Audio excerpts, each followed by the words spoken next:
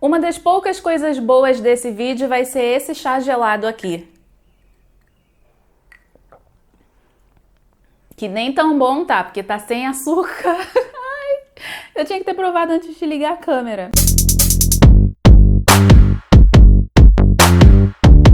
Eu fiz a minha primeira viagem interestadual desde que a pandemia começou e eu escolhi conhecer Curitiba. Quando eu escolho um lugar para ir, um dos maiores critérios, top 3, é a gastronomia, e eu posso dizer que eu fui para Curitiba para comer e beber cervejas artesanais. Dentro dessa minha agenda, do roteiro que eu fiz por lá, deu para fazer tudo de Uber. Então eu percebi algumas diferenças nos lugares em que eu circulava, dentre elas a presença marcante de bandeiras do Brasil, nas casas, nos apartamentos e principalmente nos estabelecimentos comerciais.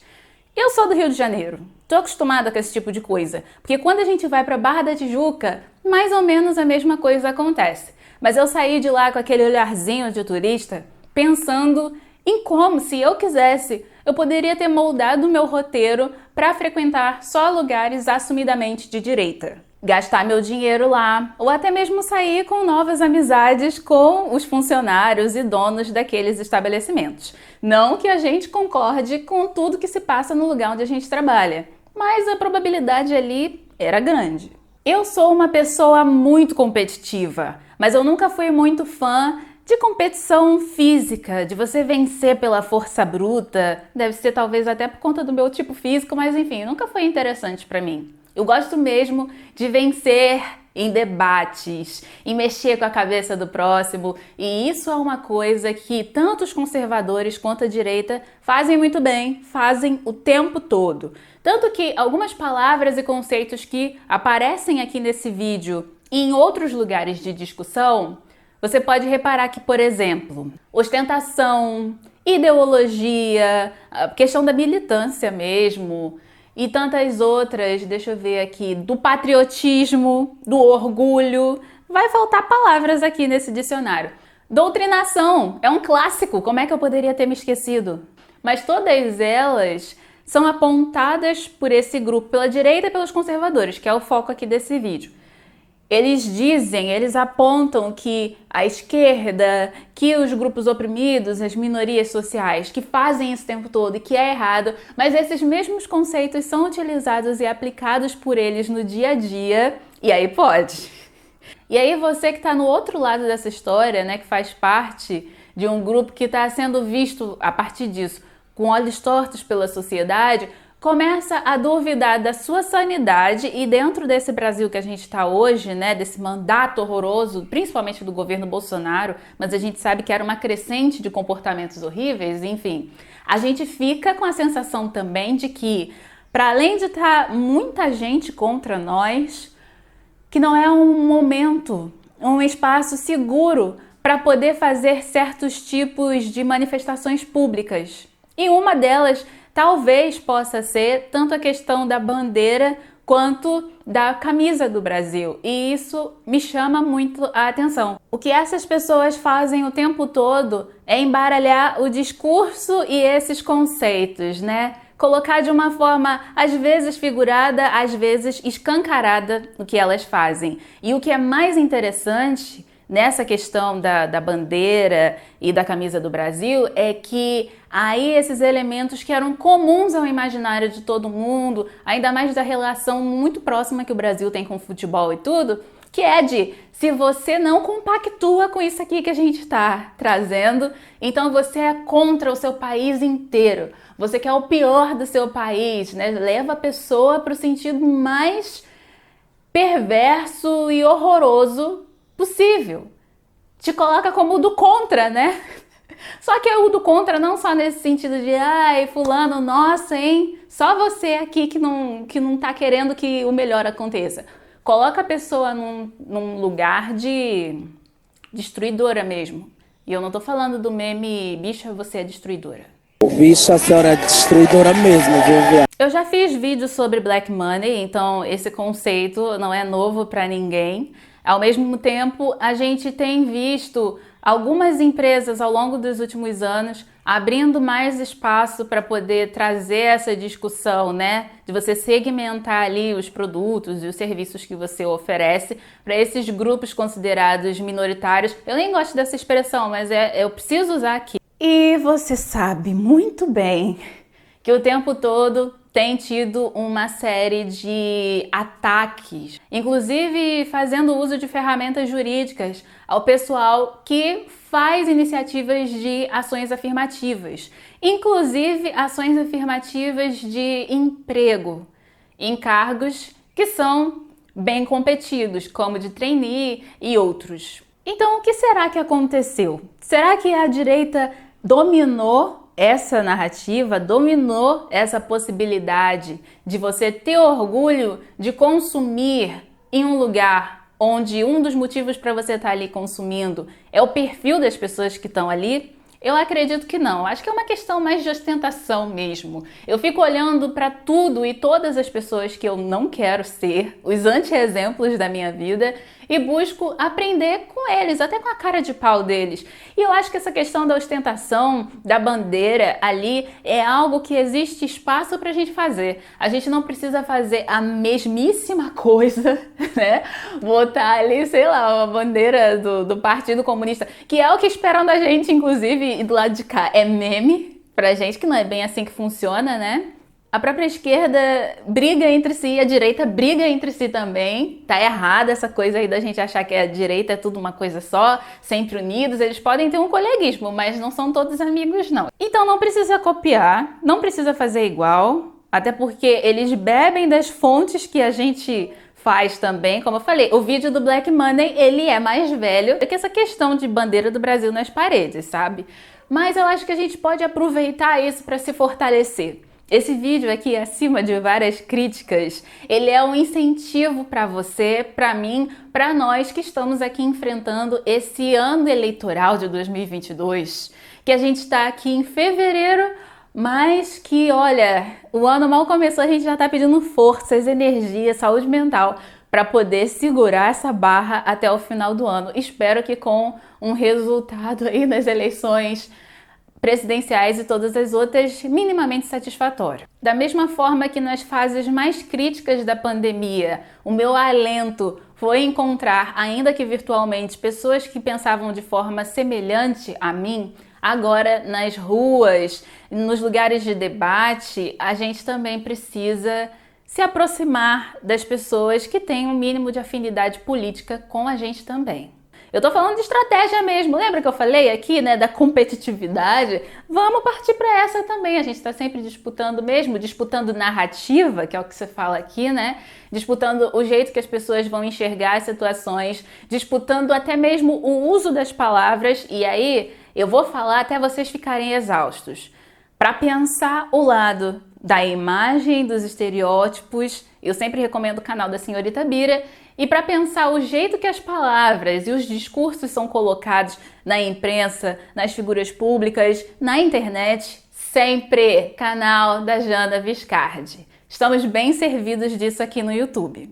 Tudo em português, tudo direitinho, altíssima qualidade audiovisual, é para maratonar. Talvez você esteja sentindo um cansaço. Eu sinto isso também. Eu acho que por conta da experiência de isolamento com o vírus e tudo, né, é uma situação toda fora do nosso controle, o ser humano se descontrolou. A internet virou um espaço de tanta briga que eu fico muito assustada. E de brigas entre as pessoas ou entre os grupos que deveriam ser o nosso suporte. E apesar disso, eu peço para que você dê mais uma chance, para a gente começar. Nessa hora, a gente escolhe o que é menos pior. Você prefere colocar as suas energias, os seus diálogos entre pessoas que querem te matar ou entre pessoas que, apesar dos pesares, têm uma afinidade política com você? Só estou pontuando aqui que realmente existem muitos conflitos internos entre grupos de esquerda, progressistas e tal. Isso me aborrece, isso me impede de ir mais longe enquanto uma mulher negra, bissexual e periférica e todo o resto, né? Vocês sabem. Eu já botei isso até num texto que eu fiz lá no meu blog, no Medium, sobre eu ser uma pessoa de vários sobrenomes. Eu fiz uma brincadeira com Game of Thrones, que ali o pessoal da família Targaryen, da Daenerys, não sei se eu falei, né? Muito inglês aqui. Mas lá é vários nomes, né? Primeira de seu nome, a não sei o que dos dragões. Aí a pessoa fica com um sobrenome, um aposto enorme. Eu me sinto igualzinha a ela, só que os meus sobrenomes, os meus títulos, os meus feitos, eles são ligados a tudo isso que é utilizado também pela direita como um motivo de zoeira, né? Não de zoeira, de ataque mesmo. O fato dela ficar ressaltando tudo que ela é e como ela é vista na sociedade é algo errado, é vitimismo. Antes de gravar esse vídeo aqui, eu trabalhei também a autocrítica. Antes de convidar vocês a ostentarem, a escancararem mais do que vocês já acham que estão escancarando as suas opiniões, a sua visão política, eu fico pensando se eu também não estou fazendo a minha parte como deveria. Na verdade, eu tô sempre monitorando o meu próprio comportamento e os meus planos para deixar isso sempre muito explícito, porque eu sou uma figura pública, sabe? Então, tudo que eu faço tem impacto. E a culpa é minha, eu que quis me colocar nesse lugar também, né? Então, a cada rede social, o próprio jeito de eu falar sobre as minhas conquistas, sobre os meus planos, tudo isso também passa por um filtro, um planejamento. Porque eu tô numa fase da minha vida que eu tenho compartilhado muito com vocês. Inclusive, se você ainda não assistiu o último vídeo do canal, por favor, veja sobre o Fundo Vozes Negras, sobre toda a jornada que eu tive até aqui, de melhora de equipamentos e tudo mais. Eu sou uma pessoa que está crescendo na carreira, crescendo em termos de acessos e de oportunidades. E são nessas horas que começa a aumentar o volume de ataques. Eu era inofensiva quando eu tinha menos seguidores, quando eu não tinha nem internet, conexão à internet direito para poder trazer os papos que eu gostaria. Eu era mais nova, então eu não tinha o conhecimento de mundo para poder fazer esse tipo de conexão de ideias aqui e botar na mesa. Então hoje eu tenho mais espaço, mais oportunidades, uma comunidade de pessoas que está aqui ouvindo, conversando comigo, me vendo como exemplo. E vocês sabem que determinados tipos de exemplos precisam ser silenciados, baixar a bola ali, não deixar a coisa crescer muito, não deixar que eu abra portas para que outras pessoas que pensam que são fisicamente parecidas comigo também possam adentrar essas oportunidades. É por essas e outras que a questão dos processos seletivos, das vagas de trainee e tudo mais tem sido tão atacadas. A sensação que eu tenho falando essas ideias aqui em voz alta é de estar num labirinto, porque a gente dá um passinho a mais e aí se percebe cercada. Porque a gente sabe exatamente como essas palavras aqui podem ser tiradas de contexto ou usadas de uma forma para poder ridicularizar esses pensamentos aqui. Mas eu também sei que as mesmas ideias, as mesmas palavras são utilizadas de outra forma, muda a capa, sabe? No jeito em que eles expressam. Inclusive, se você ainda não teve a oportunidade de focar nessa questão do discurso que vem das pessoas conservadoras e de direita, por favor, faça isso. Porque esses mecanismos até de falar de nós e eles, e cuidado, porque eles estão querendo nos ameaçar, eles estão querendo transformar o Brasil na ditadura gaysista da Pablo Vittar, comunista. Eu fico rindo assim, né? Mas é realmente feito de um jeito para mexer com o emocional e com o raciocínio das pessoas. Tudo isso aqui é muito sério. Você pode motivar as pessoas trabalhando com sonhos, mas você também pode motivar mexendo com medos. E o discurso que vem desses lugares tem muito a ver com o medo e com a raiva. O medo do Brasil se transformar num lugar apocalíptico, da gente perder a nossa essência brasileira, sabe-se lá qual é, que essência é essa, né?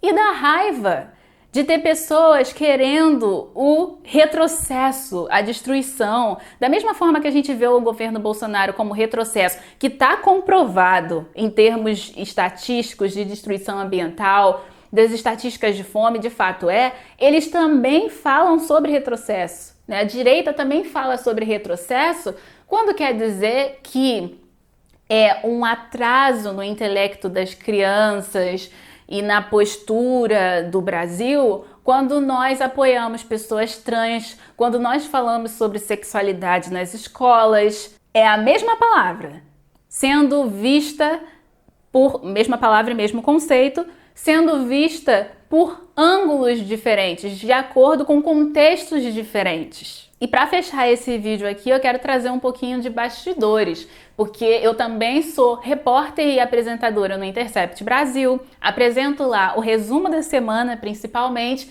e o resumo da semana me fez ter, comprar e ter essa camisa aqui do Brasil, que eu uso de vez em quando em algumas apresentações.